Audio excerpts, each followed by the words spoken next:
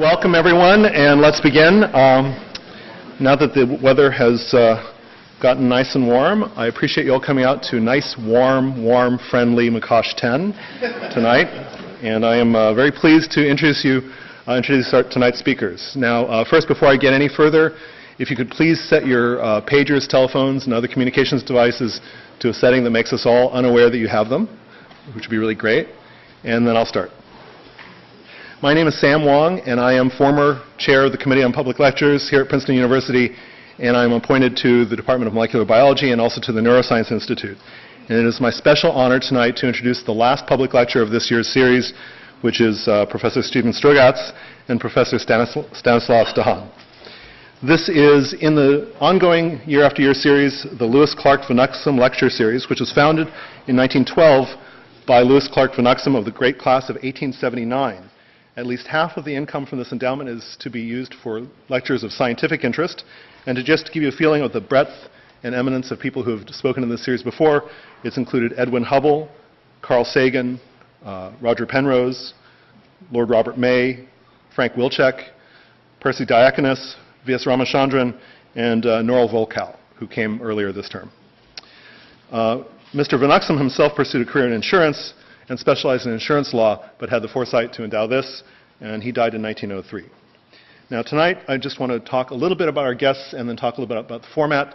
First, I'll say the format, which is that this is a sit-down conversation between these two gentlemen who have visited us from near and far away, and they're going to deliver remarks, and then they will sit down and chat for a while, and after that, we will open it up for questions. And so that'll be the way that we'll be doing things tonight.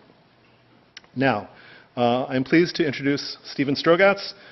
He's one of our guests here. He's Jacob Gould Sherman Professor of Applied Mathematics at Cornell University, and he's also Director of the Center for Applied Mathematics.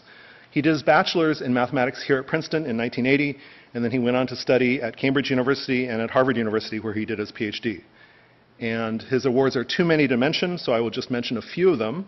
He's received awards for research, teaching, and public service, and just to name a few, a Presidential Young Investigator Award from the National Science Foundation, and the Communications Award from the Joint Policy Board for Mathematics, which is a Lifetime Achievement Award for the communication of mathematics to the general public. In 2009, he was elected a Fellow of the Society of Industrial and Applied Mathematics for his investigations of small world networks and coupled oscillators, and for outstanding science communication.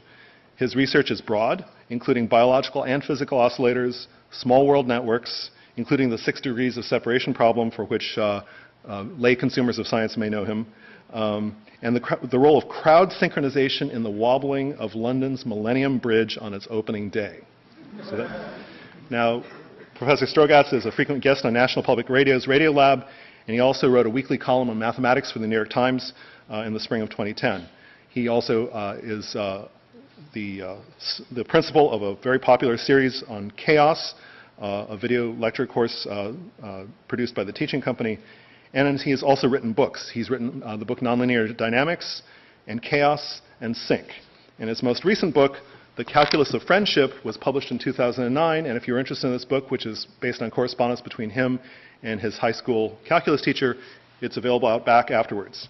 So that's Professor Strogatz. Now, Professor Dahan is director of the INSERM Cognitive Neuroimaging Unit and a professor and chair of experimental cognitive psychology at the Collège de France.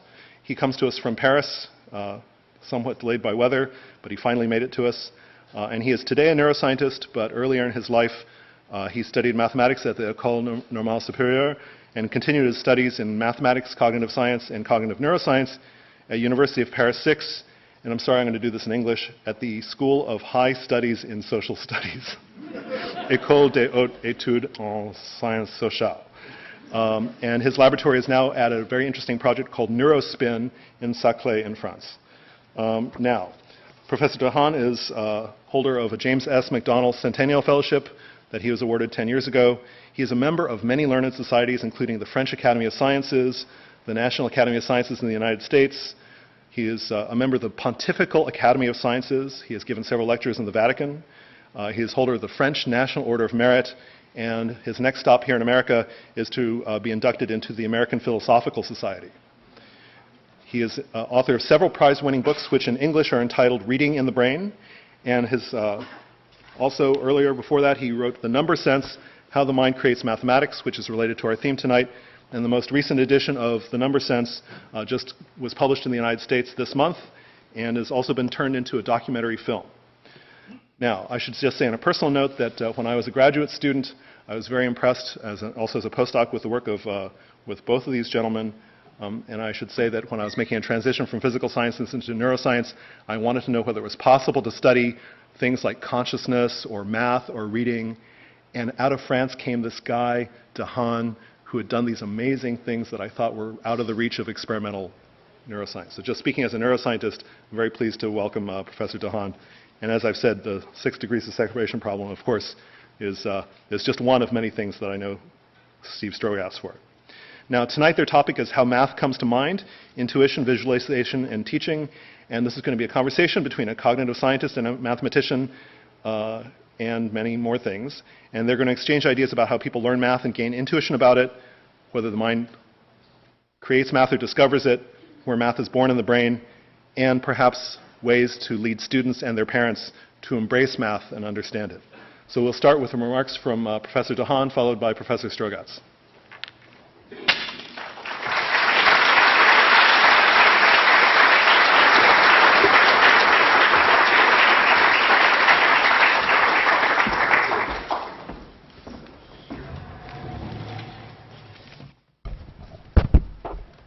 Well, good evening. Thank you very much for this lovely introduction. I think it's a great privilege to be here. I feel especially humbled because although I did get some of my training in mathematics, it stopped very short. And I did a quite unusual move of moving to psychology and then cognitive neuroscience. So I would like to give a few remarks from this angle of the cognitive neuroscientist who is trying to understand let's say, what are the brain's origins of mathematical knowledge. My laboratory has been involved in doing research on the nature of mathematical intuitions, on the nature of the brain structures and the very existence, in fact, of brain structures that allow us to do mathematics. And maybe we'll get to that later in the discussion, but especially I'm interested in trying to understand whether we can use some of this knowledge to improve mathematical education. Although this is, in all of these domains, I would say these are topics that we're just beginning to understand. Many mathematicians get frustrated when I talk about these topics because what we've been able to study in the lab is not really high-level mathematics at all. It is the simplest concepts that I would argue are essential to mathematics. But some mathematicians think that they are so simple that they're not even part of mathematics. And I'm talking about the sense of number and the ability to do extremely simple things like deciding whether 8 is larger than 5. And I'm talking about the sense of space and knowing, for instance, whether two lines are parallel or what is a right angle and so on and so forth. So bear with me as maybe we'll get to talk about what happens when you go to higher level mathematics, but most of the actual research that we've been doing, for simple reasons of where the field is at the moment, have been dealing with these very simple objects. And they are not so simple, actually. But so I want to give you, just in this introduction, a few ideas of the kind of research that my lab is doing. The first strong topic that we are investigating is the nature of intuition. I would like to restore to psychology the notion that intuition is an important concept that can be studied. And what we mean by intuition, I think there are several characteristics, but one of them is that it is knowledge whose origins we don't really know, and of which we are not necessarily aware. And we've been doing some research to show that the sense of number is exactly of that sort. The sense of number has now been proven to be available to a broad variety of people and also non-human animal species in a form which seems to be independent of education, such that we can say that the sense of number is, in a certain sense, a given to the human species before we start educating ourselves by going to school and going to mathematics lessons and so on. And for that, I would just like to refer to you to one experiment that we did. We were extremely lucky to have the chance to collaborate with linguists who are going to the Amazon and who are studying people called the Munduruku. These people live quite far from many of the main cities in the Amazon, although they've been discovered already 250 years ago, so they are not at all Stone Age people that are not connected to the rest of the world, but they have very little access to education, and they have a language which does not allow them to speak about mathematical concepts, especially in the case of number beyond the number 5. They have number words up to about 5, which is just a word for one hand. We don't know whether it means a handful or a hand. And the other numbers are equally fuzzy. They seem to refer to approximate numbers. They cannot count with them. They cannot recite them like we would say 1, 2, 3, 4, 5. But my research has been involved in purely behaviorally in showing that these people do not lack intuitions at all. So very clearly the sense of number can be dissociated from the language that we use to speak about number. And these people, for instance, the first time they show an example of an addition of two sets, where two sets of dots would go behind the screen, one after the other, and then a third one comes and they have to decide whether that addition is larger than this single number, they were completely able to do these sorts of tasks, even with very large numbers, immediately understanding the situation, what was asked of them, and performing almost at the same level of precision as educated Western subjects. I'd like to tell you of a new experiment we just did recently. It's not published, but I just heard it's going to be published in PNAS in next month, apparently. It's about geometry, and I think it gives us also a sense of this geometry, this sense of intuitions of mathematics in the case of geometry.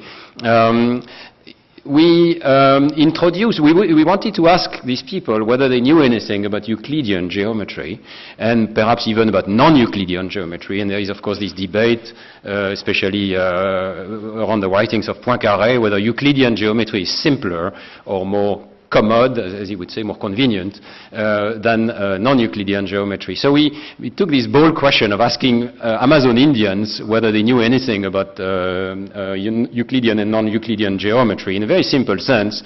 Now, we showed them a world. We introduced them to a sort of virtual world which they could see on the computer, solar-powered computer, I have to say. But we showed them a sort of flat surface.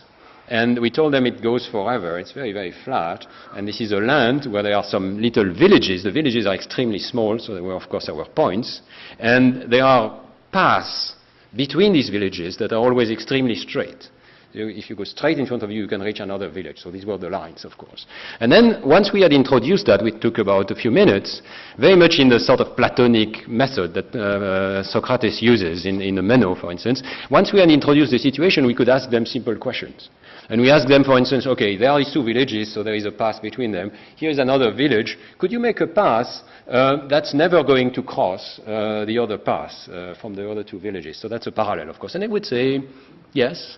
And then we would ask, well, could you make a second one? And they would say, no.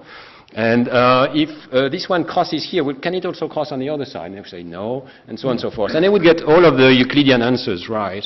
We also asked them this situation where you show them a little village here, and you tell them there is a path here, and it goes to that sort of village, which is here, and here there's another path as well.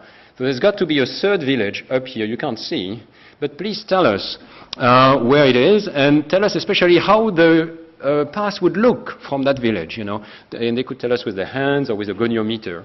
We measured that angle, we summed the three angles, and of course, it came out, it was very nice actually, 3.14, which is pi, which is, so that in a certain sense, they have an intuition that the sum of three angles should be a constant. The story is nice because we can show that they don't always do that. So when we introduce a world which is a sphere, then they change completely their patterns of responding. They know that the lines there should behave differently. They know that the sum of the three angles is not a constant. They make approximations which are close to the spherical triangle, so on and so forth. This is just an example of experiments we can do to show that not all of mathematics depends on education. Of course, we have to agree about the basic concepts like lines and points, but once we agree, everybody has very strong intuitions about these things.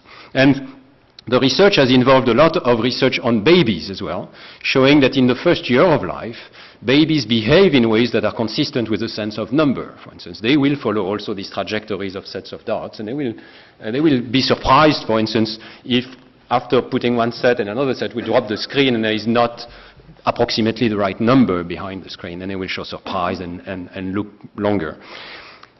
So this is the first thing I would like to bring to the discussion. Can we agree that there is a sort of foundation of mathematics, and maybe from the cognitive point of view we can begin to think about the nature of that foundation? And I would like to argue that we have this knowledge because it's been useful in evolution. There is a connection to the physical world.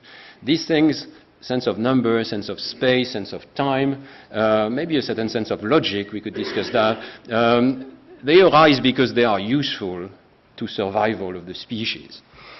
The second thing is we have been able to describe certain brain structures that are involved. And this is only the very beginning. So I wouldn't want you to come out of this room thinking we know the brain areas that are doing mathematics. It's pretty sure that the whole brain is involved in doing mathematics. But we were able to locate a specific region that has to do with the sense of approximate number. This area will activate whenever any of you in this room compute a simple subtraction. Even one, we can detect it now with the functional magnetic resonance imaging. It's located in the intraparietal sulcus, which is in the back of the head on the top. Here it's bilateral. And what is interesting about this area is that it is activated not only when we deal with symbols, which is quite unique to humans, but also when we deal with these non-symbolic ways of showing numerical calculations, like sets of dots. The story you can read in this new edition of the Number Sense has become very nice with, well, we try to think about how neurons in this area, because after all they are the cells who do the computation, how neurons could do this sort of numerical representations. We came up with a scheme where neurons would be tuned to a specific number, and that's exactly what has been discovered afterwards in a monkey, and we think the same scheme applies to humans. So we begin to understand that there are assemblies of cells in this area, each cell preferring a certain particular number. So there are certain neurons that care about seeing a number 3, for instance. And they will activate in the monkey when the monkey sees 3 objects. They will activate much less if the monkey sees 2 or 4, and they will activate not at all if the monkey sees 1 or 5. So they are completely tuned with a sort of Gaussian tuning curve. And we can explain a lot of the behavior of human subjects by assuming that this is the representation that we use internally to think of approximate number, but in humans we connect it to the symbols. Okay. And this is the second concept I would like to introduce here, is that probably, at least from my point of view, the way we do mathematics has to do with something very special in the human brain, which is the ability to connect symbols with representations that are in fact already present in other species. So in this case it's numbers. We learn to attach particular shapes of Arabic numerals to the corresponding concepts, and in doing so we've been doing research to show what that changes. Of course it changes things, and I will not argue that young babies or uneducated Amazon people have the same sort of concept of number that we have. There is a change that we don't fully understand in the nature of that concept. I can give you some ideas of what changes. The sense of exact number seems to be missing in these people and in other animal species. So for instance, if we ask not about approximation of addition, but about an exact calculation, like 7 objects drop here, 5 come out, you have to predict what will be the exact result, 2 and not 1. Our Amazon people cannot do it, young babies cannot do it, they only are approximate. Okay? And that is a big change that is introduced by the sense of counting, the sense of particular symbols for numbers.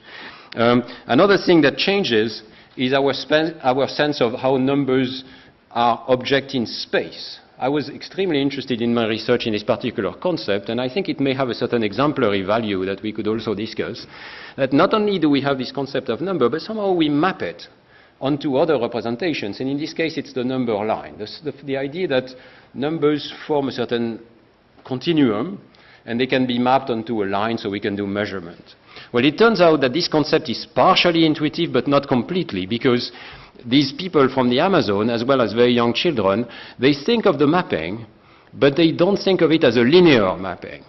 And they think of it as a logarithmic mapping, which is quite surprising. It does not mean that they understand the mathematical properties of logarithms, but they have a mapping which is such that they will put 3 in the middle of 1 and 9, not 5. Okay. We think this is because of this imprecision of the number system, which means that 3 is just about as similar. But, for instance, 8 is much more similar to 9 than 1 is to 2.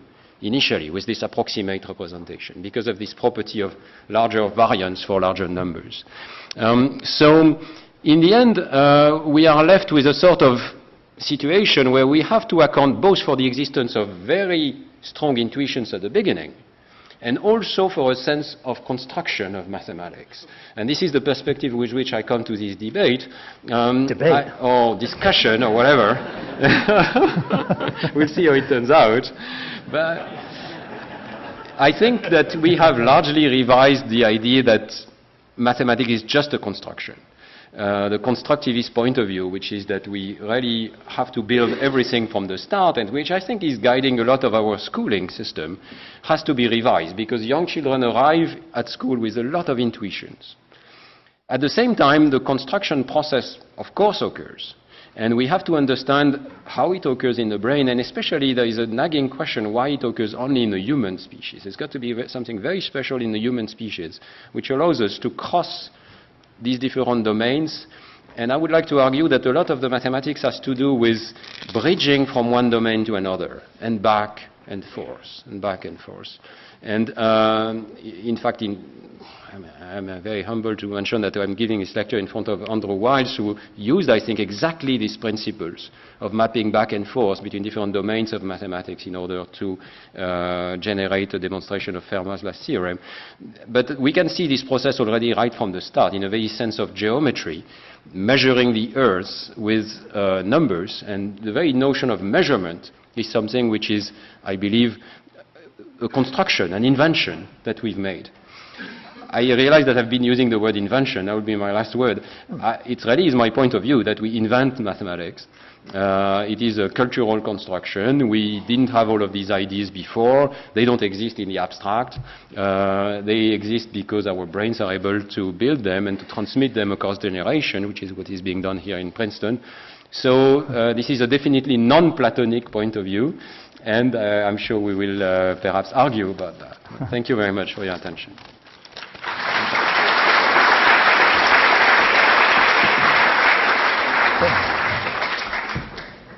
I seem to have my own microphone here, so I'll just continue to sit. Thanks for coming out on this hot night. And yeah, I don't know if this will be a debate, but certainly a discussion. I wanted to do something very different. I don't do research about, how people learn math. I'm a teacher and researcher of mathematics. But also, I, like many of you, was once a student and still think of myself as a student.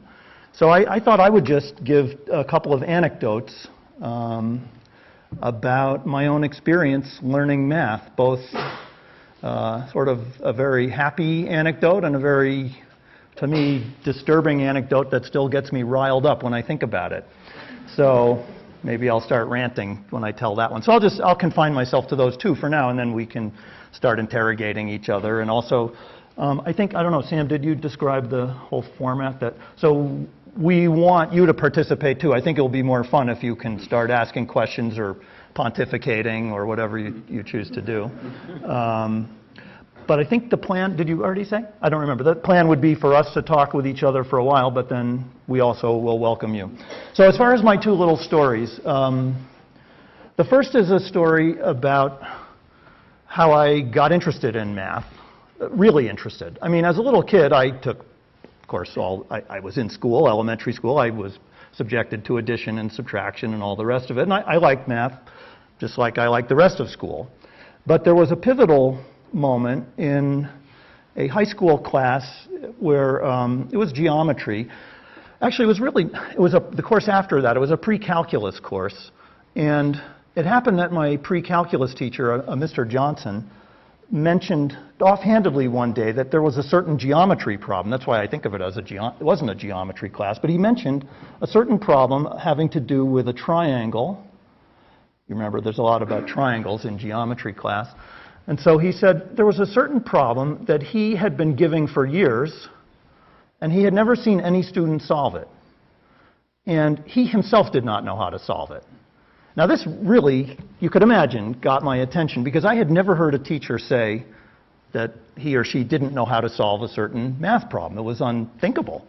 So I, sat up and listened carefully. What's the problem? So he described the problem as one having to do with angle bisectors of a triangle.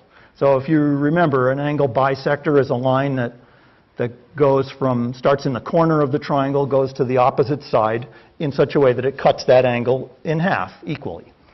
And so the statement is, if two angle bisectors of a triangle have the same length, the triangle has to be isosceles. The two sides of the triangle would have to be the same length, or the two angles at the bottom would have to be the same. And so this sounds like a lot of problems you might remember solving in geometry class. There's a lot of them like that. If two such and suches are the same, it has to be an isosceles triangle. So I found it hard to believe that this was really anything that difficult. And the teacher just left it at that. I mean, then he went on with pre-calculus. But I found myself starting to think about it. Why is this? Okay, let me try this problem. And sure enough, it was very hard. I couldn't get it, which I had never experienced before in geometry. Usually with a few hours of work, I could get any problem that they gave in high school geometry. So then I found myself in French class, actually. You may remember, I don't know if you're... That's why I'm not speaking French. Exactly. Because they used to do this thing in French class where there was this kind of ominous feeling as you would go around the room conjugating verbs, and you could feel the train marching toward your seat. You know, and meanwhile, I'm thinking about the angle bisectors, and then it was, I don't know, some plus que parfait or some really tricky thing, and I could never do it. My excuse being the triangle problem. But the same was true in playing JV basketball. You know, someone would pass me the ball and bounce off my knee because I was off in bisector world.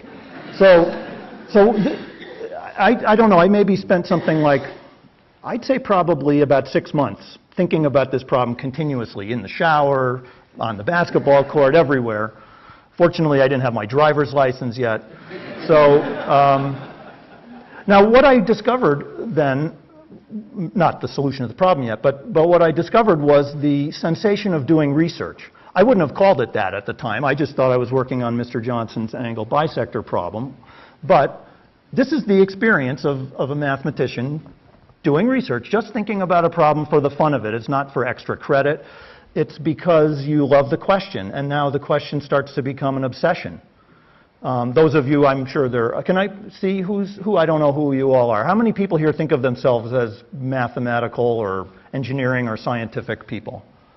Lots of you. Wow. Maybe I should ask the compliment question. How many people here, what are you other people doing here? Are the rest of you psychological types, or? All right, I don't know. But anyway, everyone here is, I guess, somewhat interested in math, or they wouldn't be here. So anyway, I thought about this. Eventually, I came up with what I thought was a proof, and I asked Mr. Johnson if I could come over to his house to show him. It was, I felt like I had to show him, and he lived in the town, and he said, yes, you could come over and show me. It was a Sunday morning. He was still there with his little kids. He was in pajamas. I showed him the proof. He's checking it line by line, and he couldn't find any gaps, and he said, you got it, that's a proof, very good. And he was fairly stern. I mean, that was the limit of the, the praise, but that was enough, because it was very, very thrilling to have worked on this and solved it.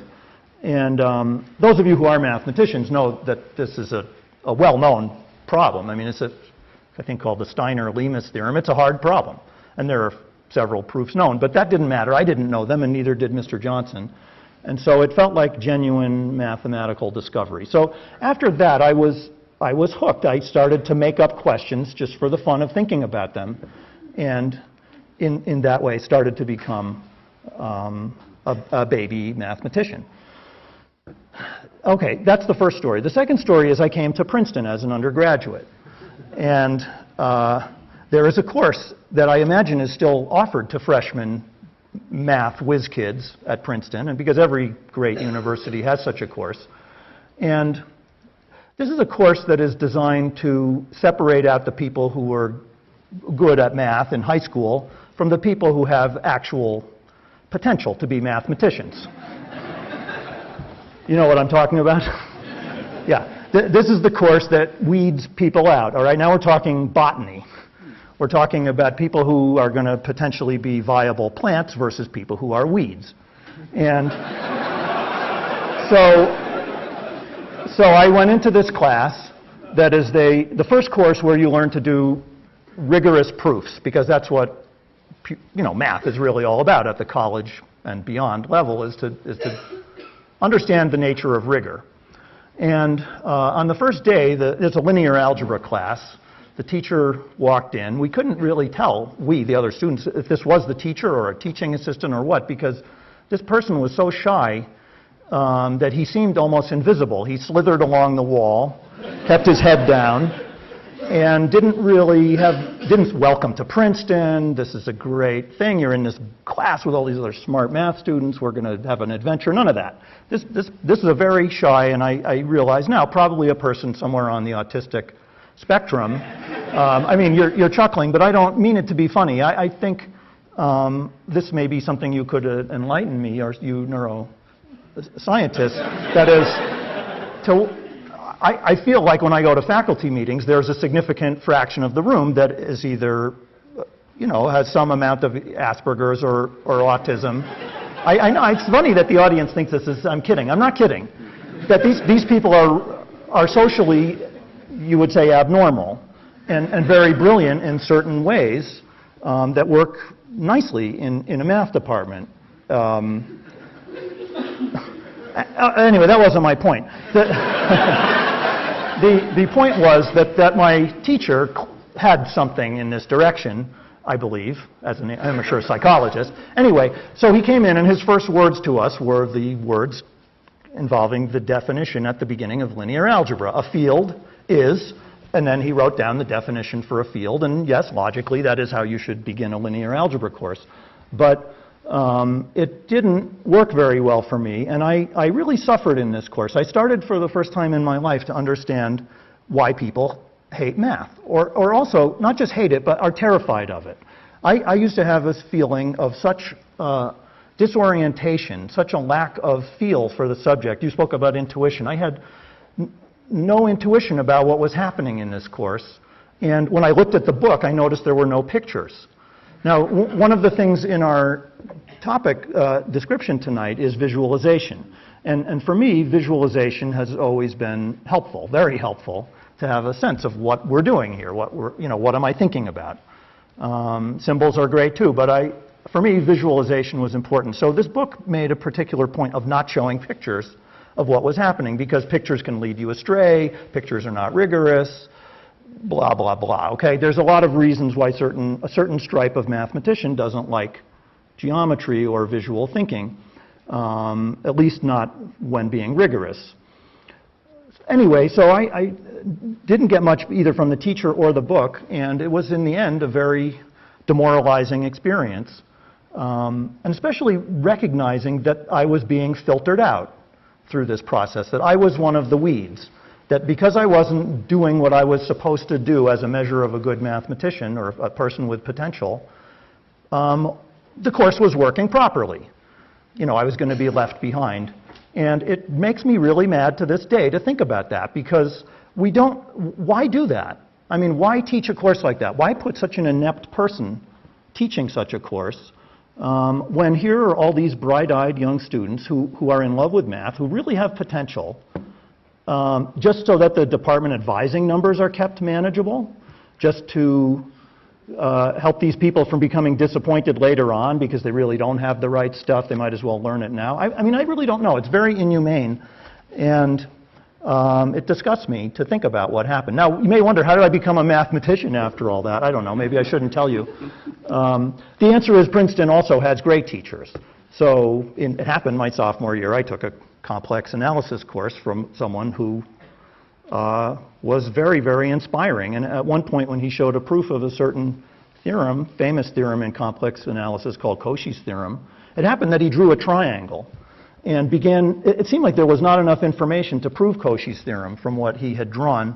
But inside that triangle, he drew a smaller triangle, and pretty soon there was this infinite sequence of triangles getting smaller and smaller. And it was very visual and very appealing. And by the time he was done with the proof, crystalline clarity, I erupted into applause. I was the only student clapping. And the teacher looked at me like I was a little bit, maybe on some spectrum of my own. But that course saved me and kept me in the world of math, and eventually I found my way into very visual or applied things, which were probably I was better suited for than abstract algebra. But anyway, so I wanted to raise some of these issues about mathematical education and intuition and visualization from a very personal perspective. Okay, thanks.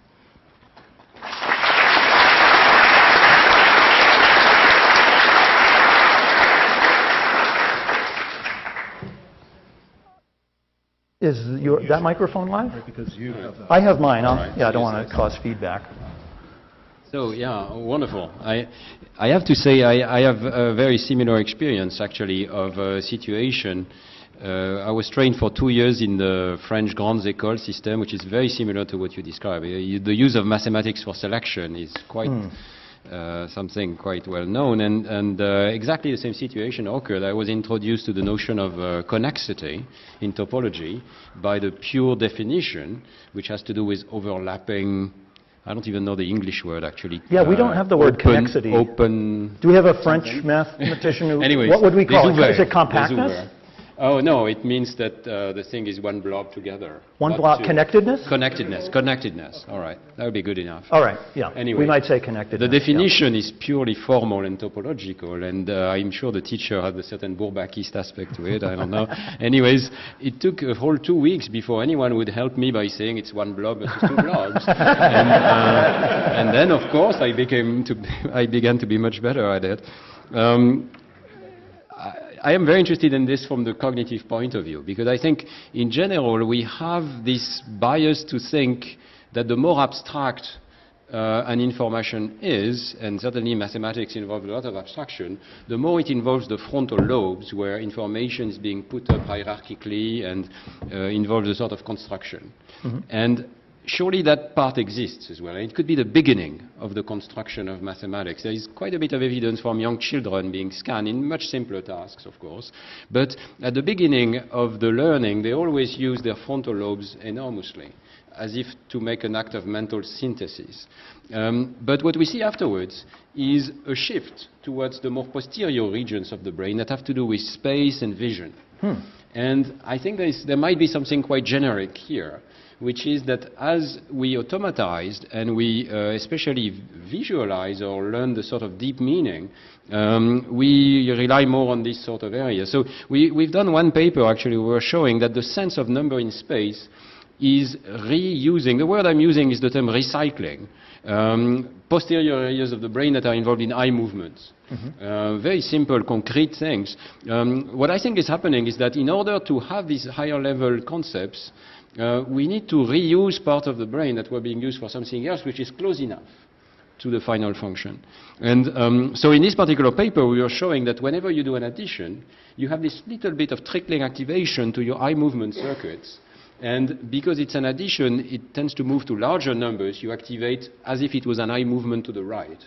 And when it's smaller, when it's a subtraction, you have this little bit of activation on the circuit that will move your eyes to the left. And just after that came this beautiful experiment, which I thought was quite amazing, where you take people, you put them in the dark, you don't tell them that you are measuring their eye movements. In our experiment, the subjects were not moving their eyes, so it was really just activation but not movement. Now in this other experiment, they place them in the dark, they monitor their eye movements, and they tell them, please generate some random numbers for me, between 1 and 100. And it turns out you can predict which number they're going to give by looking where they move their eyes. If they move to the right, it's going to be a larger number than the previous one. And if they move to the left, it's going to be a smaller number. So it's a very simple example, I think remote a little bit from this higher mathematics, but to show that we recycle brain areas all the way to the back of the brain, actually, in cases where we are dealing with these concepts that are becoming more concrete. And I would think that yes, it's a very good thing to do for education. I would also think that a lot of the bad education has to do with not using this sort of circuitry or not using the kids' intuitions. I am very struck by situations where kids are not able to understand even the simplest concepts sometimes, just because they have the impression that mathematics is disconnected from anything that they know. It's like a formal game. They consider that it's a game that the teacher is playing, but they they have no reason to understand the rules. You just have to do what the teacher says.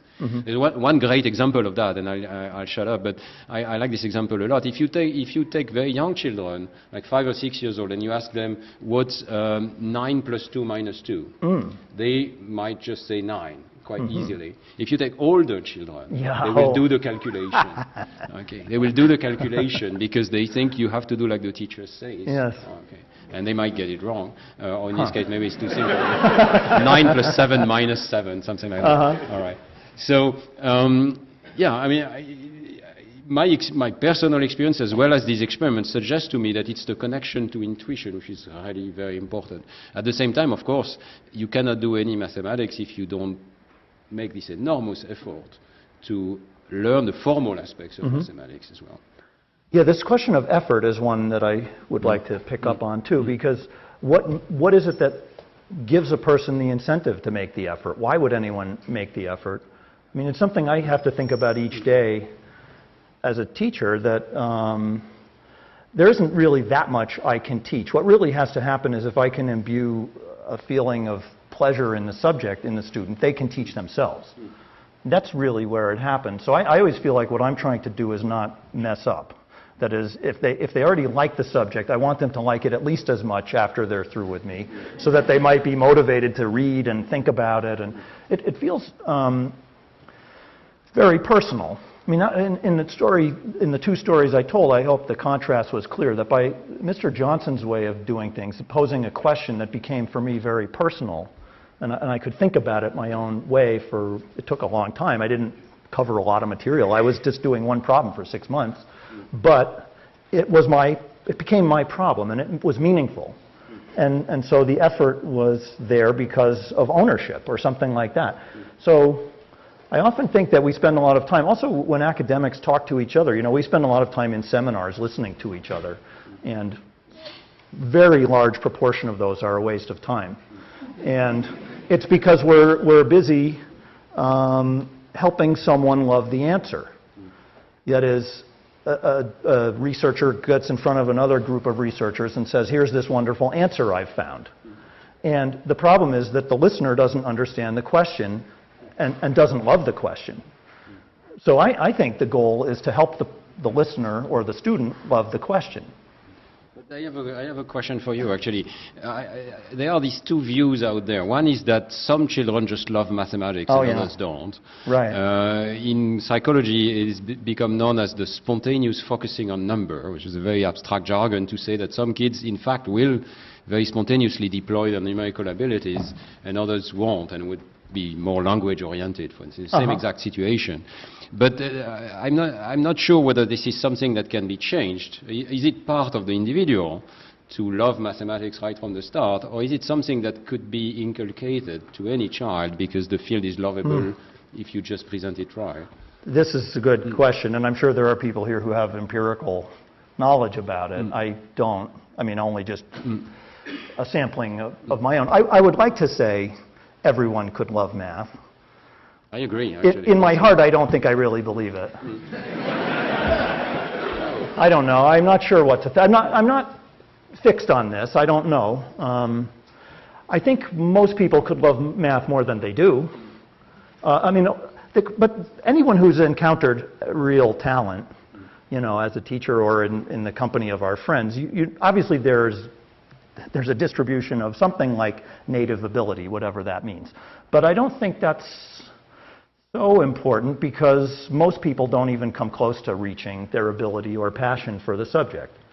So my personal feeling is that the passion, well, first is an essential ingredient, and you're absolutely right to mention that. There is a great deal of change in cognitive science in the past 20 years that is now fully considering the emotions as part of the cognitive apparatus in a full sense of the term. So that there is really a computation of the emotions, which is absolutely fundamental. It's not a separate system. And of course, Antonio Damasio has popularized this idea, but it's become much more precise now, with the sense that emotions are contributing to the very algorithm that allows us to learn. So it's part of the learning system. But in the case of mathematics, I have the feeling, which is not a demonstration, that what can be done to change mathematical education is to introduce lovable problems. Yeah. Things that are of a certain nature that any child's curiosity is going to be aroused by them. Well, And that these things actually exist in mathematics. So the question of, I mean, lovability, I agree. I'm not sure lovable problems is the way, because some people may love history of math. That is, they might love the stories and get interested in the human element. Some might love, some may love puzzles. There are many things to love. So I sort of feel like people are, there's a lot of different buttons that can be pressed, and to just approach it one way, that is, everyone should love puzzles, I think you will miss a big fraction of the population. I don't know, it feels like that there are many different things to do. So for instance, I told the story in terms of my working by myself for 6 months, and that's in, you know, popular stereotype is the mathematician working by him or herself, but actually math is very social. Practicing mathematicians, that sounds like practicing Catholics or something. But anyway, practicing mathematicians spend a lot of time being stuck together. You know, someone will say, I'm stuck on this, and they'll stand at the board or nowadays at a computer and talk a lot and be stuck together or go for walks. And it's very, very helpful to be with other mathematicians. I think we're among the most social of all academics for that reason. So it's not something you normally hear. It's not the stereotype, but that's why conferences are so important for us, or having instructorships. We have young postdocs, you know, that come. It's very rejuvenating for everybody to have conversations. And also, when you're stuck, there's no one else who can understand what it's like except for another stuck mathematician. Anyway, I mean, my point there is that educationally, as far as puzzles, it may be that group work for some people would be very motivating, the feeling of working and being stuck together or solving something as a team. I myself always hated working in a team in school. I found it very confusing what other people were confused by. I didn't want their confusions on top of mine. But other people seem to thrive on that. So I would like a very ecumenical approach of trying lots of different things to activate different kinds of people. Did you want to jump in at some point, Sam? I did. I think I can't help it as a neuroscientist. I wanted to just stir the pot a little bit with the both of you. So one thing I was very struck by is this talking back and forth about problems being lovable. And Steve, in one of your stories, you made a joke about your colleagues perhaps having a little touch of autism spectrum disorder. Yeah. And I wanted to... It's not a joke. It's not a joke. And I wanted to explore that a little bit. So the relationship between subject matter interests and other kinds of neuropsychiatric and other problems that in their extreme become non-functional. So there's work by Simon Baron-Cohen that has demonstrated, and others has demonstrated pretty well, relationships between neuropsychiatric disorders in the extreme cases and then subject matter specificity, right, interests in non-clinical people. So for instance, I've surveyed the Princeton freshman class, the class of 2014, and I found something very similar to that result, which is that math and science majors are 3 times as likely to have autistic siblings as those in non-technical disciplines. And since we know that autism is a neurodevelopmental disorder with a very strong genetic component, it implies that there are genetic factors that drive our subject matter interests. And there are also reports of something else, which is in humanists. Humanists are more often more likely than non-humanists to have siblings with mood disorders. And so I wanted to get, it's true, bipolar, mood disorder, depression, and that's something that also appears again in students, in college students, who are who are very highly functional students. So I wanted to get back to the lovability problem, right, lovable problems. I wanted to ask you about the teaching of math. If you encounter someone who's in this other sphere, who does not find a problem lovable the way that you do, and evidently finds other things lovable, so how can you imagine making a math problem lovable to someone who doesn't love it the way you do? Is that a bridge too far? Would you like to go? You want me to try? I don't know. In the lab, we study such simpler mathematics, but we would like to try to address this problem of why some kids get not even started at the basics of mathematics, which is calculation and number understanding. And there are some children with dyscalculia who are being described as having a very specific deficit, similar to dyslexia, but in the domain of calculation. I've seen a few of these children, and in a certain sense, quite interestingly, actually, they are similar to what could happen to any of us in this room if we had a lesion in this intraparietal sulcus. Some of these patients I've seen after an accident in this region lose the ability to understand the number line, to understand something as simple as what's 7 minus 2 or what's between 3 and 5, this sort of orientation in the number space. Okay? And we think that it's not, in the case of developmental dyscalculic at least, it's not a completely hopeless situation because it's a developing brain with a lot of redundancy and plasticity. And so the hope has been that we can, first of all, detect these children very early. I think that's very important. Second, not stigmatize them so that the emotions do not get in the way. And third, get them to practice and in a playful situation. So that's what we're trying to develop, but I realize it's in a very simple situation. We have actually developed in the lab a computer game which is being used by children with dyscalculia or just who are at risk of dyscalculia.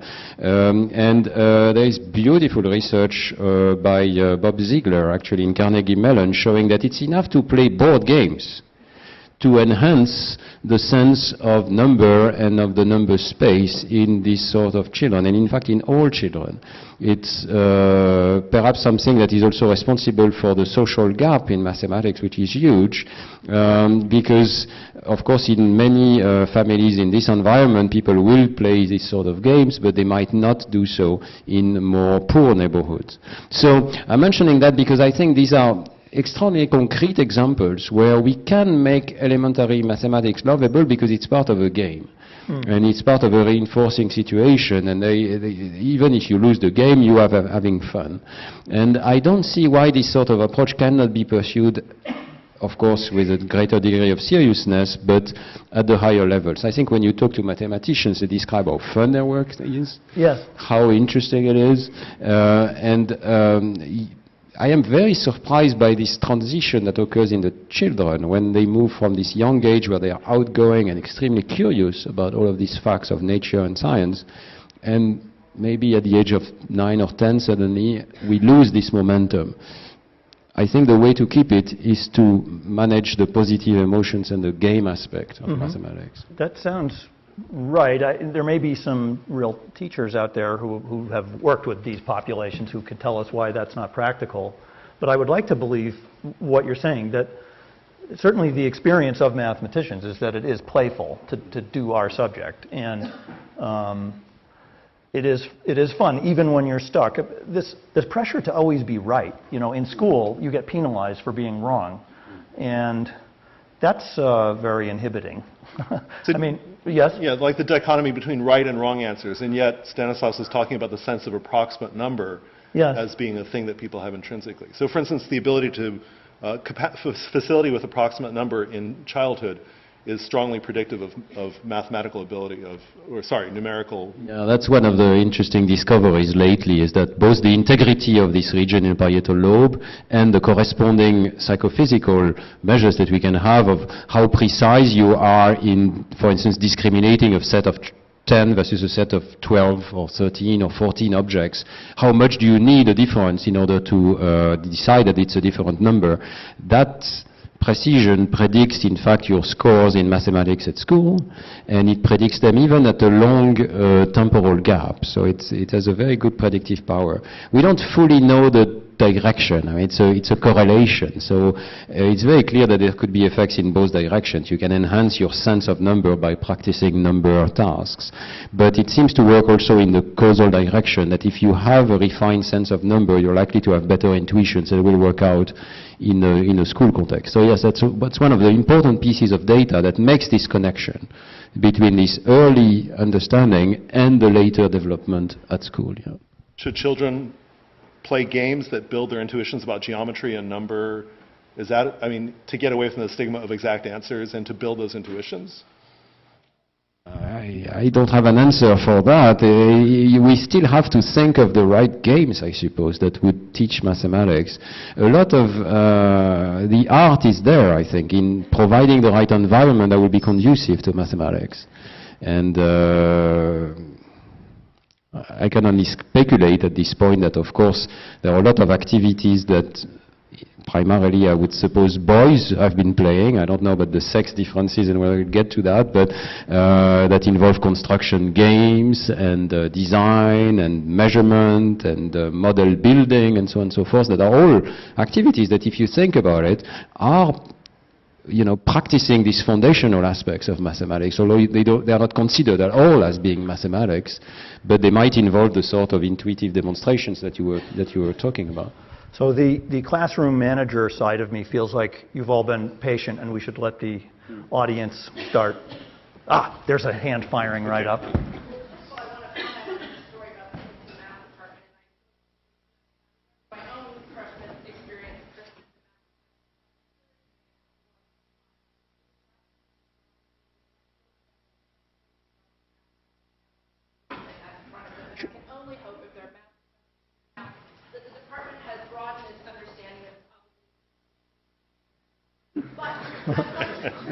Sorry, maybe since you don't have a mic, are people able to hear? Yes, okay, then quite audible. Maybe later questioners could, if you're willing, to stand up so we can make sure that it's easy. I have a question for Professor DeHaan. You said at first that math was sort of all over your brain, and then later you were talking about how dyscalculia could be located in specific parts and as a result of brain injury. I'm specifically interested in this problem because of a relatively new learning disability.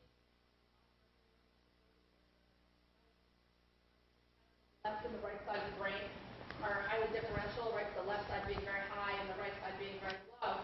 And the prediction there is that such students would not have much talent for math. And I'm wondering if you could comment on how vital parity or a gross differential between both sides of the brain might have impact.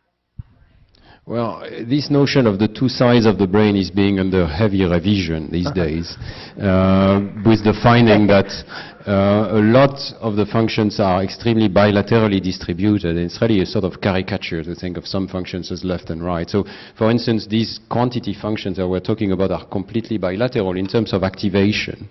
Now, it's true that in terms of lesion, it's essentially the lesions in the left hemisphere that will create this sense of dyscalculia. And that may be because it's creating especially a disconnection with the language functions, which are, in most people, not in all people, but in most, lateralized to the left hemisphere. But even for language, when you look at it from the fMRI point of view, from the brain activation point of view, it tends to be strongly bilateral activations with the left shift, with the left emphasis. So, yeah, no, I don't want to just say bluntly like that the whole brain is involved in mathematics. What I meant is that there are many specific representations.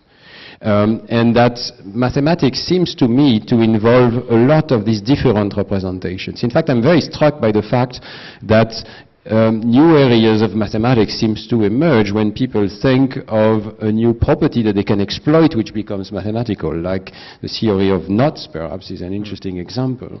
A fairly recent evolution which starts with something which is quite intuitive to many of us but was not yet put into a mathematical formalism. So I would like to think that there are areas of the brain, and many of them actually, that are involved in the sense of space, both navigation and how objects are being oriented in space, which was Poincaré's strong starting point of view to think about invariance. There are other areas that are involved in number. There is a strong sense of time in the brain, which involves different areas, in particular in the basal ganglia, and it is in that sense that I meant that mathematics involve different aspects of the brain. How we put it all together and create this crosstalk between areas, that involves more distributed regions, in particular of the frontal lobes. So that I hope that clarifies a little bit what I was meaning. There's a question all the way in the back. All the way in the back. I have a question. The question is math more art than science? Hmm. The reason for that is that I'm not artistic, I'm not musical, I don't know. But I happen to love math. But somehow I'm not really that good at it. I can't compete with, for instance, professors, I'm really mediocre. And it took me a long time to sort of realize that maybe there is something, math is not really just, it's not what we call science, it is artistic.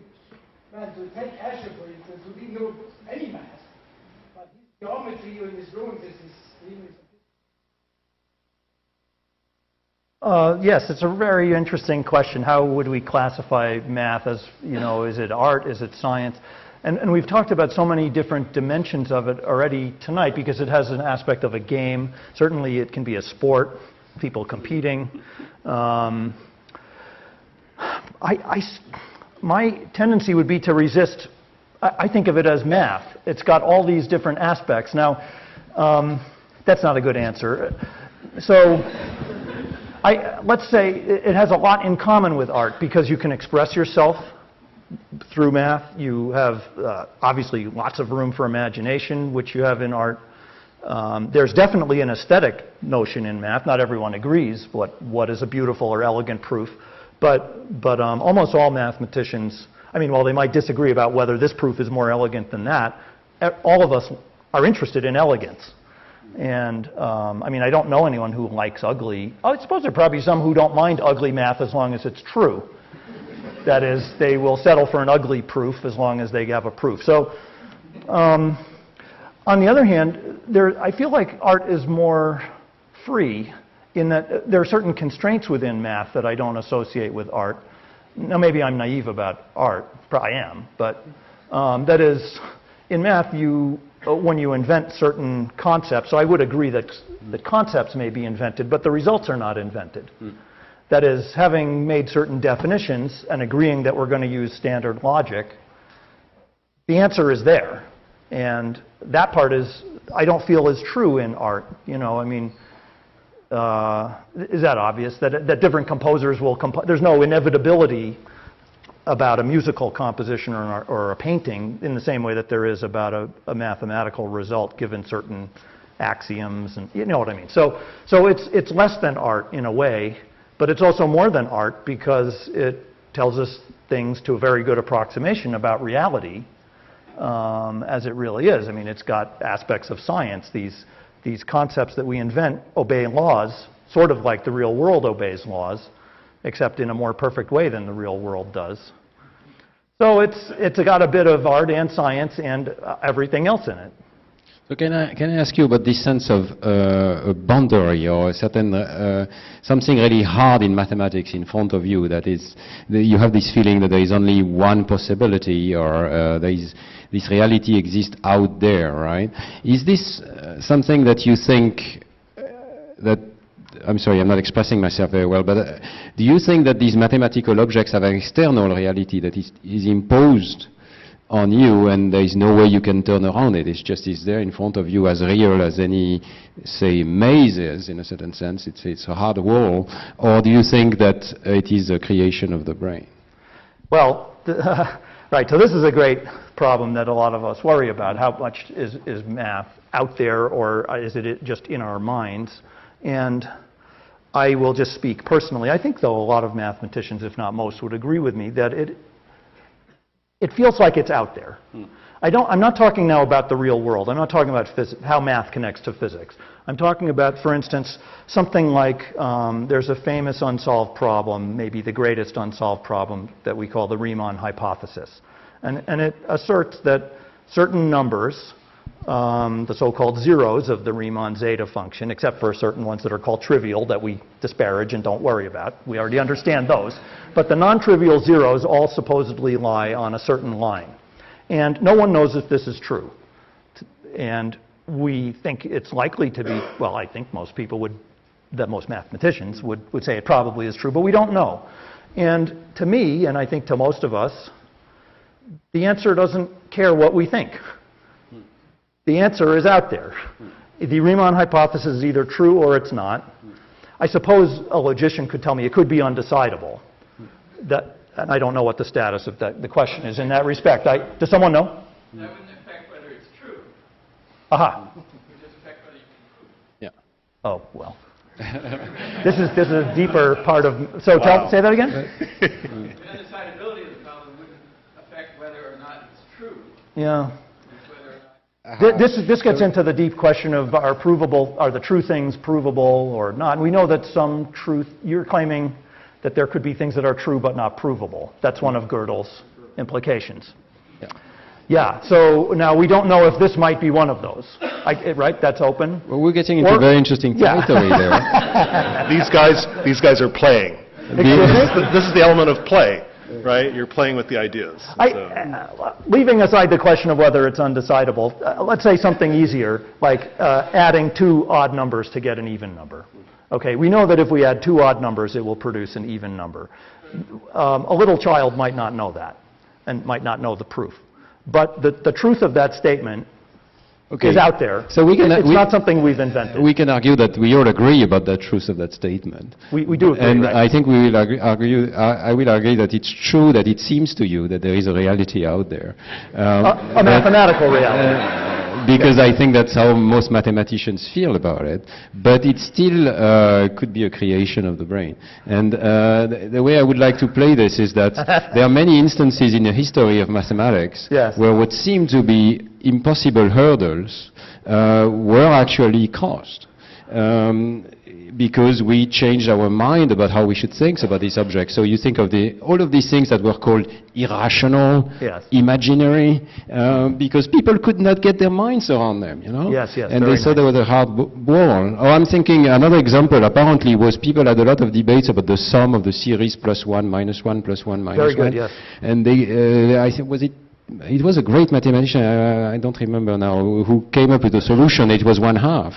Leibniz and Euler both thought that. Wrong, right? No. No? In a certain sense, that's the right answer. So maybe that's the right answer, because it's some definition. The point is that, and that's, I think this was the point somewhere here in the room, is that it partially depends on how you define these objects. Once we have a sort of social agreement about what are the objects and what are the rules. No, I really want to use it in the normal sense of the term.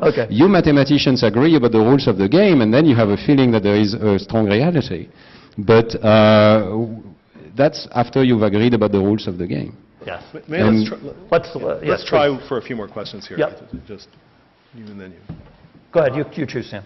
You and then you. Middle school math and science teacher. Very good. Thank you for your service. Undoubtedly taught some of the children of the parents in this room, but I would just want to comment one on motivation. As I said, I see a whole bunch of very strong students, and some are motivated by the competition. They come to life if they can do a little better in math than somebody else. It's a game. There are others who are your basic good students. They want to please the teacher. They want to please their parents or whatever, and they're also good students. There is a tiny number of extraordinary students who are so intrigued by the thing itself that even if they're not at the moment as facile as some of the other students, I think they're far more likely to become serious mathematicians. The rest of them will always be able to use mathematics. They're more likely to end up in science using it. Now, I come to my question, which is the explosion of electronic media, net plus or minus for math. And what I have in mind is one specific thing. And they recently invented a new version of Monopoly. I would call it Monopoly for morons, in which you no longer have to count or make change or do any of the mathematical tasks that we associate with Monopoly. So if I understand the question, it's whether having technology, now that everyone has a computer, well, not everyone, many people can get online and stuff. Is that a net plus or minus for math literacy or math numeracy or something? Would you like to weigh in? I don't know. I just always point out to the fact that technology is in part creating the movement forward in math. I mean, we don't realize, but Arabic numerals are technology. They are an invention. They are a wonderful invention, but it took a lot of time before it was accepted. The normal mathematics before that, like in the Roman times, was done with called a dustboard or an abacus, and it took some time before that new technology was adopted. It's the same with the calculator, I think. We shouldn't be shy about the calculator. It's extremely good technology to supplement what our brains don't do very well. But the whole history of mathematics has been inventing notations and technologies that are useful shortcuts to supplement the deficiencies of our brains, to make us able to think better about these things. So the calculator can be used in this sense. It can like we all use it to save time, to not do long division, these sorts of things, but this time can be used to enrich the kids' intuitions. I have 3 boys and I gave them all calculators as toys, actually, and they loved them as toys because they could do all sorts of fun stuff with them that actually creates a sense of what is magic about numbers, right? So that's how we use the calculator. Maybe you and that, you had your hand up a few times. So.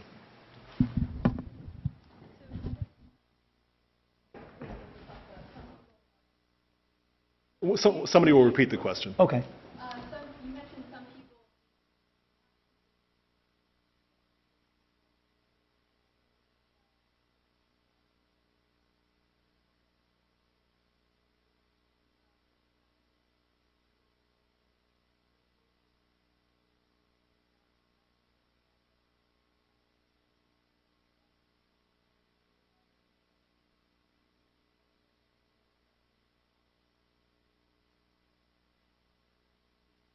Do you want to repeat it, Sam, or you want me to try? So I guess one question is like overlap in brain mechanisms behind math ability and language ability.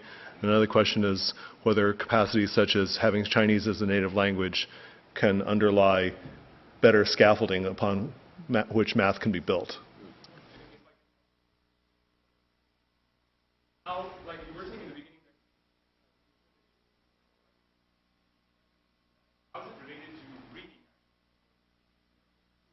Because, for example, for Western people, read from the left to right. Yeah. That's totally related to reading. It's Okay.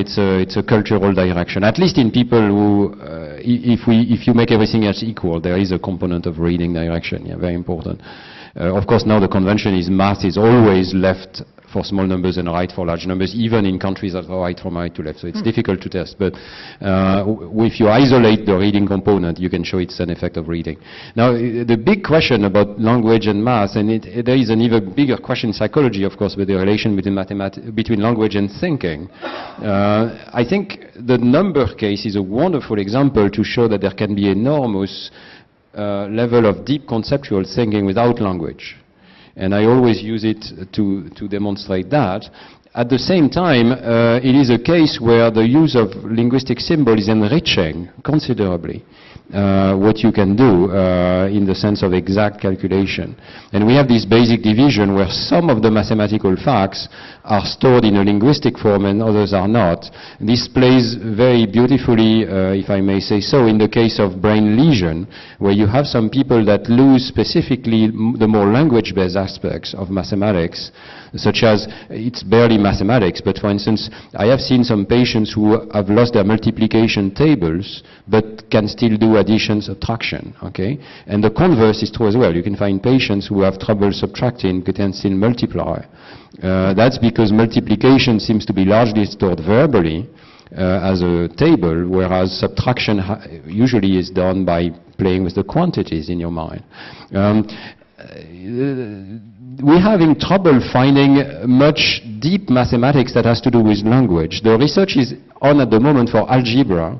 It's just starting, but people are asking this question, which can be related to some of Chomsky's earlier statements. There is a single recursive system in the human brain, and maybe it's being used both for algebra and for language.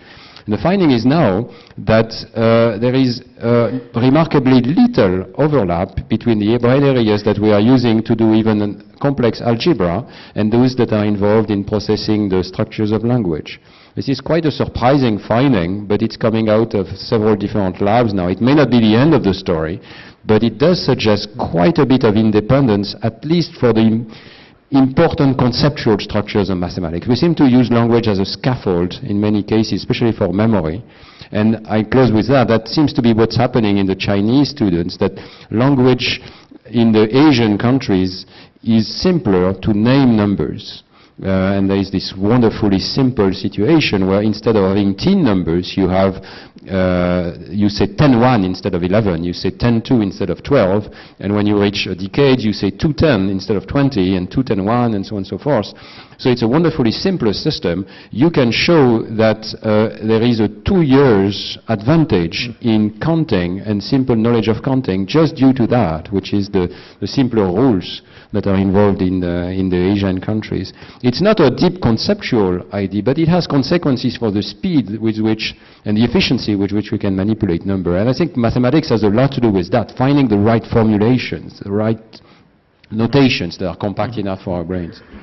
I'm a little concerned about the time here, and I think I saw a practicing mathematician in the front row getting ready to ask a question. No, you're over it, John? Oh, John Conway had his hand up, but okay. But perhaps, let's see, so the last question. I mean, people are welcome to stay around, but I think we have to have a time when people are allowed to leave without embarrassment. So, so why don't we take another question and then sort of compress our group. Sure. Thank you. I'm an historian. I've never ever been to a lecture on math or at Princeton, although I think I've always been fascinated by this question as to whether so, and I can see that the jury is out on that. So, so I want to ask specifically about that. I wanted to ask a question of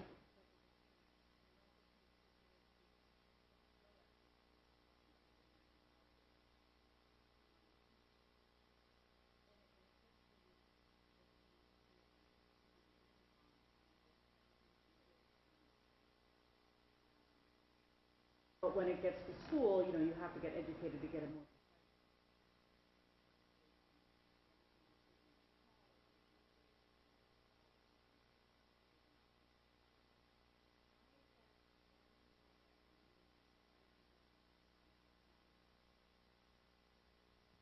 I'm happy with the term quantity, actually. I think that's correct. What you have to put behind that term, though, is a sense of invariance. And again, this concept is crucial in mathematics. We can show that the concept that young children and these uneducated adults are bringing in the field is a real sense of the invariance of number. So they know the commonality between between an auditory sequence of tones, for instance, and a corresponding set of objects. There's a beautiful experiment that does this now in the first day of life. That's absolutely amazing. That's published just a few months ago by Véronique Izard, where babies are exposed to sets of 3 objects or 2 objects, and at the same time they hear 3 tones or they hear 2 tones, and you can show by the behavior of the babies that they are attuned to the correspondence between the tones and the object. So it is, I'm happy with the sense quantity, but you have to realize that it's a pretty abstract notion. right, but that would does that, or am I getting this wrong? Does that touch on this question of whether math is out here or in our heads? Because I think quantities are out there, but the number 3. Right. We would all agree with that. 3 has been made up. Well, if you agree with that, then I think we agree. No, 3 has been made up, but 3 plus 3 is determined once we've made up what 3 is. So God made the integers, I thought. But, okay, if you want a formula. No, I mean, the point is that math is both. I mean, as far as your question, is it created or discovered? It's both. We create some of it, and then we discover the rest of it. That's what it looks like to me. I mean, maybe it's to an easy way out. But obviously, we're creating certain notions. But then the theorems, I sure feel like we're discovering them. We're not. I think it's once exactly the like a game concepts are of created, they're being discovered. How could anyone not think that? So just so once. I'm sorry, John. Did you want to? Well, okay. One. I'm going to try and rephrase the point that Stan made earlier in his talk, which is that a train thinks that the only paths through the world are its tracks. And so if our brains are constructed so that once you make up 3, the only thing, and you make up plus, the only thing you can do is come up with 3 plus 3 equals 6. Yeah. That's a form of, potentially, I'm not saying it's necessarily, but it's potentially a form of a track, right? It could be determined by the wiring of the brain that you're constrained. Now you have to ask, well, does that mean that it's out there or not? But from that point of view, it's out there, possibly constrained only by the wiring of the brain rather than anything sort of epistemologically universal. Okay. So, all right. So, you know, with that I don't know, I got nothing. excellent rejoinder and understanding that we are free to compress and continue to ask a few more questions, why don't we take this moment to thank our speakers for coming to visit us.